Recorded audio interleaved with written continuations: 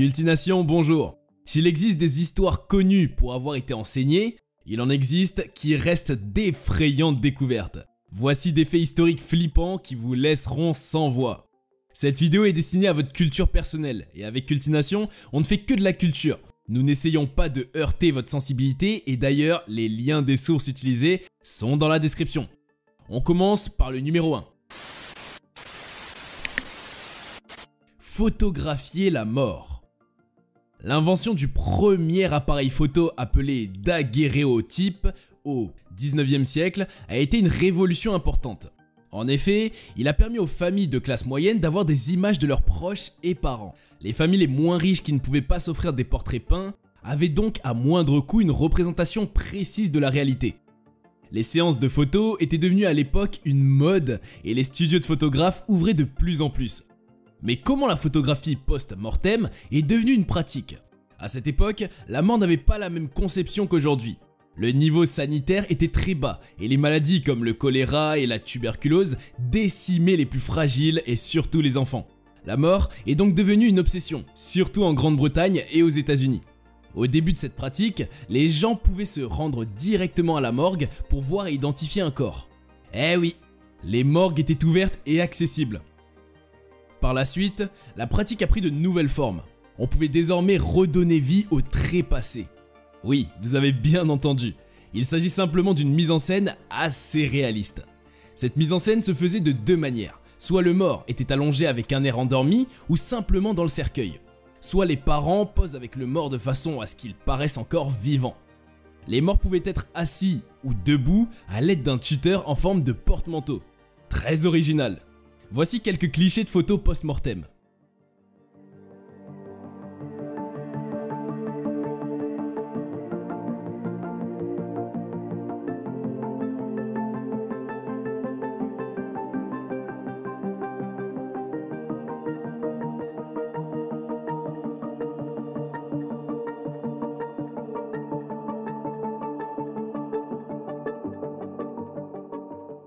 Parlons maintenant de l'étrange histoire d'une étudiante. En 2013, au mois de février, une étudiante du nom de Elisa Lam a été retrouvée morte. Les circonstances de sa mort restent jusqu'à ce jour mystérieuses. En effet, le corps de la jeune étudiante a été sorti d'un réservoir d'eau après qu'un hôte de l'immeuble s'est plaint d'un goût bizarre de l'eau. Comment s'est-elle retrouvée dans ce réservoir? A priori, on pourrait penser à des stupéfiants ou à de l'alcool qu'elle aurait pris. Mais ce n'est rien de tout cela. Après autopsie, le légiste a conclu que son système ne montra aucune trace de médicaments ou d'aucune préparation chimique. Il n'y avait pas non plus de traumatisme apparent. Aurait-elle des tendances schizophrènes? Comment a-t-elle pu entrer dans le réservoir? Toutes ces questions étaient et sont légitimes, car le réservoir est doté d'un toit condamné et d'une alarme. Notons également que la porte d'entrée est si lourde qu'il faut plusieurs personnes pour ouvrir la porte pour en extraire le corps. L'âme n'aurait quand même pas pu ouvrir la porte toute seule et refermer derrière elle. Quel mystère! Un extrait vidéo de la caméra de surveillance du complexe dans lequel elle vivait a agité le web, laissant penser que des phénomènes paranormaux seraient à blâmer pour la mort de l'étudiante. Peu de temps avant son décès, on peut voir Elisa Lam pénétrer dans l'ascenseur et appuyer sur les boutons sans que cela ne déclenche un mouvement de l'ascenseur, comme vous pouvez le voir sur la séquence. Elle regarde donc aux alentours, pensant voir quelqu'un. C'est à 1 minute 57 que la vidéo devient vraiment étrange. La jeune femme commence à être agitée et semble communiquer avec une personne invisible. Les images des autres caméras ont prouvé que la jeune femme était bel et bien seule dans le couloir et qu'il n'y avait aucune raison pour qu'elle agisse de la sorte. De plus, lorsqu'elle a eu accès au toit, celle-là aurait dû déclencher des alarmes, ce qui n'a pas été le cas. Les mails fantômes. Imaginez un instant que vous recevez un mail d'une personne disparue dont vous êtes proche. Eh bien, tenez-vous tranquille, cette histoire est bien arrivée. Jacques Froze est un jeune homme de 32 ans que la maladie emporte tragiquement par une journée de juin 2011. Quelques mois après sa tragique disparition, ses amis ont reçu un mail de son compte et signé à son nom. Les événements se déroulent en novembre de la même année. Cela pourrait être un sale coup d'un ami ou d'un membre de la famille. Mais il n'en est rien. Personne n'a accès à ses mots de passe ou informations personnelles. Le plus mystérieux est que certains recevaient des mails avec des contenus que seul Jacques pouvait connaître. D'une discussion qu'ils ont eue peu avant sa mort par exemple. Ou pour parler d'un événement arrivé. Un coup d'un hacker?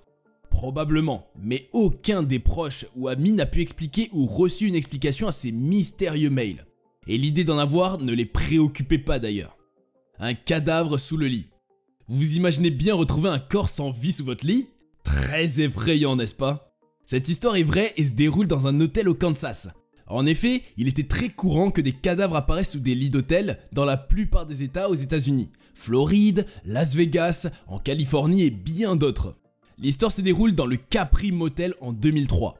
Alerté par une odeur dans sa chambre, un homme fait appel au service de chambre. Le service n'a pas tout de suite réagi, puisqu'il ne s'agit que d'un motel. Après 3 jours et 3 nuits passées dans la chambre avec les fenêtres ouvertes, l'odeur demeure persistante et invivable. Au bout d'un moment, le monsieur ne pouvait plus supporter cette odeur qu'il n'a jamais sentie et il se met à vomir. Après que le service de chambre soit passé, il a été découvert un cadavre en décomposition et habillé en nonne sous le lit. Rappelez-vous que l'homme a passé 3 nuits avec le corps. Quel serait votre état d'esprit si c'était vous? Dites-le nous en commentaire. Les humains aussi peuvent lécher. Nous sommes en 1987 et l'histoire se déroule à Farmersburg, en Indiana, dans une maison isolée au cœur des champs de maïs.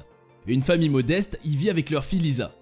En journée, les parents partis pour travailler laissent Lisa seule à la maison pour ne rentrer que tard le soir. Pour lui tenir compagnie, ses parents décident de lui acheter un chien. Un jour, alors qu'elle dormait, elle est réveillée par un bruit de gouttes d'eau. Instinctivement, elle se lève et va fermer le robinet de sa salle de bain. En se recouchant, elle glisse sa main sous le lit et son chien la lèche et elle se sent rassurée. Mais le bruit est persistant. Elle retourne resserrer le robinet et revient encore se coucher, le chien lui léchant encore la main. Le bruit est de plus en plus insistant et Lisa n'arrive plus à dormir. Mais d'où vient ce bruit? Puisqu'elle a fermé le robinet qui pouvait a priori faire ce bruit, c'est ainsi qu'elle décide de faire le tour de la maison pour voir où était le problème. Hélas, elle ne trouve rien et retourne au lit et le chien lui lèche de nouveau la main. Le bruit ne s'arrête toujours pas. Lisa fait attention à la provenance du bruit. Elle le localise et se rend compte qu'il vient de son placard. Elle l'ouvre et découvre son chien mort égorgé et suspendu par les pattes arrière se vidant de son sang. Un message est inscrit sur la porte avec du sang de l'animal, les humains aussi peuvent lécher. Le pont des chiens suicidés. Rien ne distingue à première vue ce pont d'un autre. Situé à proximité du village de Milton, le pont d'Overtoun semble tout à fait normal. Construit il y a plus d'1 siècle, l'édifice est devenu célèbre pour le mystère qui l'entoure et la malédiction qu'il fait peser sur les chiens. En effet, les journaux anglais The Sun et Huffington Post évoquent le chiffre astronomique de plus de 600 canidés qui ont déjà sauté dans le vide depuis le pont, toujours du même côté. 50 d'entre eux ont trouvé la mort. Les chiens concernés ont la plupart du temps sauté du même côté du pont, à peu près au même endroit, à savoir entre les 2 remparts et toujours quand il fait beau. Tout logiquement, ce pont maléfique a suscité l'intérêt de la population locale. La SPA écossaise ainsi que des experts se sont penchés sur la question. Ils ont d'abord noté que les sauts des chiens avaient en général lieu par beau temps. Ensuite que la majorité des victimes appartiennent à une race de chiens dont l'odorat est réputé fin comme les bergers allemands et les terriers écossais. Personne n'est réellement en mesure d'expliquer ce troublant phénomène. Les adeptes du paranormal ont tendance à penser que le pont est hanté. Un maléfice ou un esprit malveillant pousserait les chiens à sauter dans le vide. La légende raconte qu'un homme aurait jeté son enfant du pont, faisant de ce lieu un endroit maudit. C'est la théorie défendue par Paul Owens, un professeur de religion de la région. Il explique « J'ai senti comme une poussée dans mon dos, comme si quelqu'un voulait me propulser au-dessus des barrières. » L'Écosse est une terre de légende et ce pont n'est qu'une manifestation de l'étrange supplémentaire. Le pays est déjà célèbre pour ses châteaux hantés et le monstre qui habiterait les eaux sombres du Loch Ness. Le docteur David Sands, un expert animalier, psychologue, comportementaliste et expert judiciaire, a une toute autre explication au phénomène de suicide des chiens d'Overtoun. D'abord, de façon générale, les chiens peuvent-ils être sujets au suicide? Pour lui, la réponse est simple, non. Il est impossible pour un chien de préméditer sa propre mort. Selon lui, la configuration des lieux serait responsable de cette hécatombe.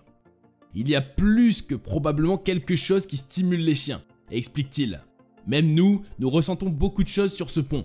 On peut voir la chute d'eau et la sentir. Il y a une odeur des plantes. C'est un sentiment étrange. Nous avons tous tendance à regarder par-dessus le bord du pont pour voir le fond.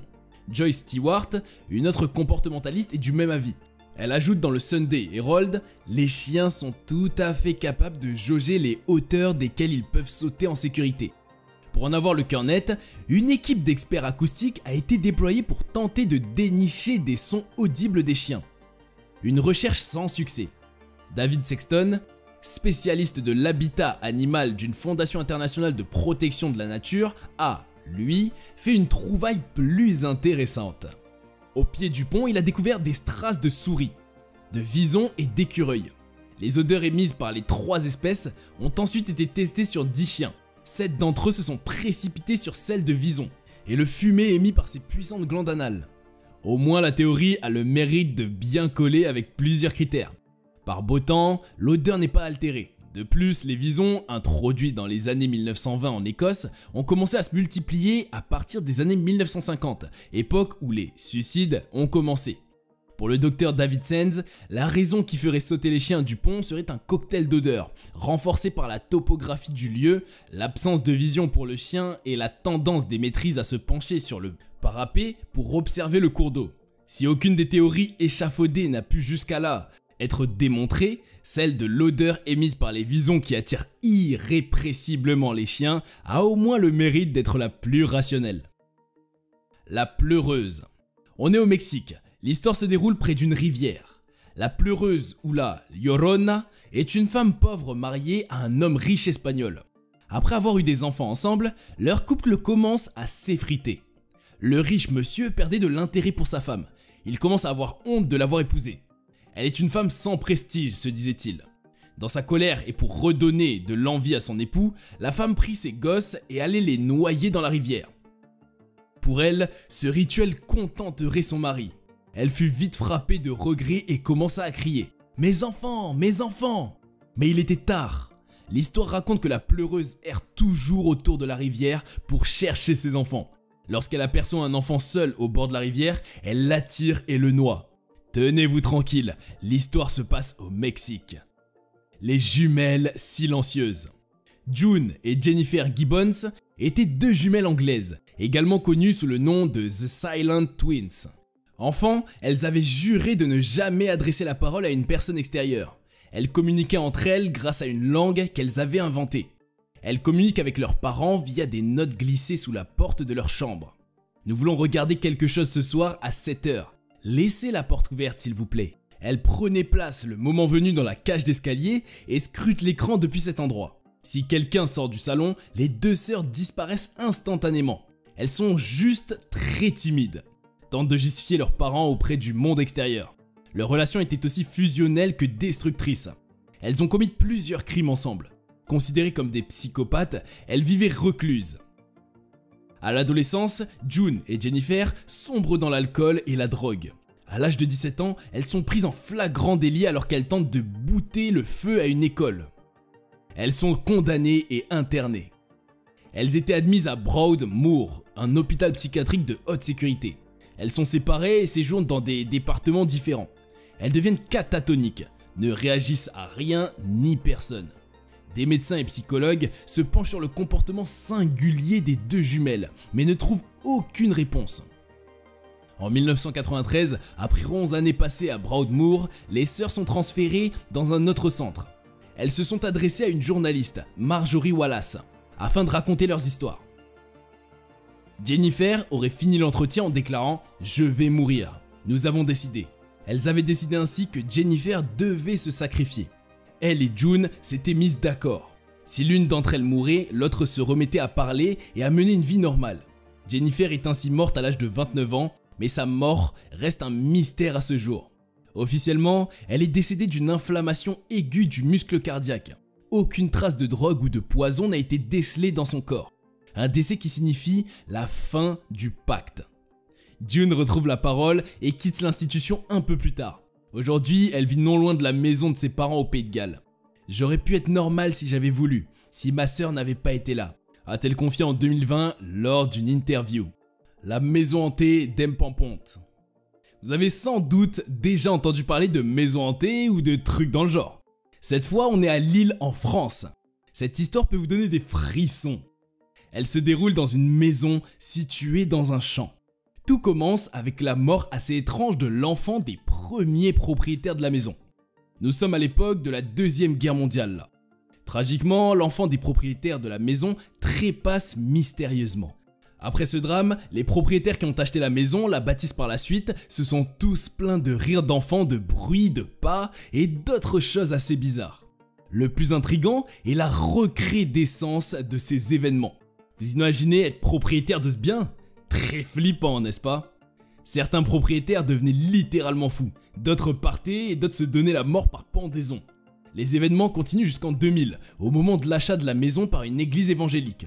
En 2015, les religieux sont obligés de quitter les lieux suite à un incendie. La maison fut démolie. Mais gros rebondissement, la maison s'en prend aux personnes chargées de sa démolition. Depuis lors, les gens qui y passent racontent toujours qu'ils entendent des rires d'enfants dans les champs. La babysitter et le tueur à l'étage. Ceci se déroule à Windermere au Royaume-Uni en 1982.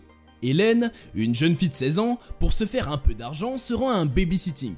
Elle devait garder le soir là les 3 enfants d'un jeune couple qui était absent pour la soirée. À son arrivée, ceux-ci l'informent que les enfants sont déjà couchés et qu'ils rentreront plus tôt. Hélène se pose alors dans le canapé du salon et ouvre un livre. À ce moment, le téléphone de la maison sonne, mais elle décroche. Il n'y a personne à l'autre bout de la ligne. Quelques instants après, le téléphone sonne encore. Et cette fois-ci, une voix aigre lui répond « Es-tu allé voir les enfants ?» Et après, plus rien. Hélène pensait d'abord qu'il s'agissait du père, qui appelait pour savoir si tout se passait bien. Elle se disait qu'il avait peut-être été coupé et qu'il allait rappeler. Quelques minutes après ensuite, le téléphone sonna de nouveau. « Es-tu allé voir les enfants ?» répète la voix. « Monsieur Stuart ?» demande-t-elle, inquiète, mais personne ne répond. Elle décide alors d'appeler le restaurant où dînent ses employeurs, mais on l'informe qu'ils en sont partis depuis 10 minutes. Elle contacte la police, mais ces derniers lui affirment ne rien pouvoir faire contre les canulars téléphoniques. À peine a-t-elle raccroché que de nouveau l'inconnu l'appelle. « Pourquoi n'es-tu pas allé voir les enfants ?» Apeurée, elle contacte à nouveau la police, leur assurant que l'inconnu était dans la maison et qu'elle le sentait. Le policier à l'autre bout du fil décide alors de prendre son numéro et la rassure en lui disant « La prochaine fois qu'il vous appelle, nous tracerons l'origine du coup de fil. D'accord Hélène? Restez calme surtout. » Hélène éteint la lumière du salon et s'enferme dans la cuisine, le téléphone près d'elle. Il sonne et cette fois elle décroche tout de suite. « Qu'est-ce que vous me voulez à la fin ?» dit-elle. « Pourquoi as-tu éteint les lumières ?» rétorqua-t-il. « Mais qui êtes-vous? Qu'est-ce que vous me voulez ?»« Je te vois, tu sais. »« Ok, très bien. Vous m'avez fait peur, c'est réussi. Vous êtes content? C'est ce que vous vouliez? »« Non, ce que je veux, c'est me baigner dans ton sang. » lança-t-il. Hélène raccroche brusquement, toute terrifiée, mais la sonnerie retentit de nouveau. « Laissez-moi » hurle-t-elle dans le combiné. « Hélène, c'est moi, nous avons tracé l'appel, il faut que tu sortes tout de suite. L'appel vient d'une des pièces de la maison, sors immédiatement » lui expliqua le policier. Elle court vers la porte et essaye de la déverrouiller en tremblant. Elle panique, fait tomber la clé, la ramasse, puis se relève. Elle entend un bruit dans son dos et voit alors une porte s'ouvrir en haut des escaliers. Un halo de lumière sort de la chambre des enfants et elle distingue très nettement la silhouette d'un homme debout, tourné vers elle. Elle parvient finalement à ouvrir la porte et se jette dehors, tombant nez à nez avec plusieurs policiers sur le palier, arme à la main. Immédiatement prise en charge par les secours, elle a juste le temps de se retourner et d'apercevoir le tueur fou, menotté par les policiers. L'homme est recouvert de sang, celui des 3 enfants de la famille Stuart. Bon voilà, c'est tout pour aujourd'hui. Vous pouvez consulter les liens en description pour vous assurer de la véracité de ces faits historiques. Mais avant de vous quitter aujourd'hui, n'hésitez pas à liker la vidéo et à vous abonner. Activez la cloche de notification pour ne plus manquer nos prochaines vidéos. On se donne rendez-vous dans 2 jours pour une vidéo. Allez, à bientôt sur Cultination.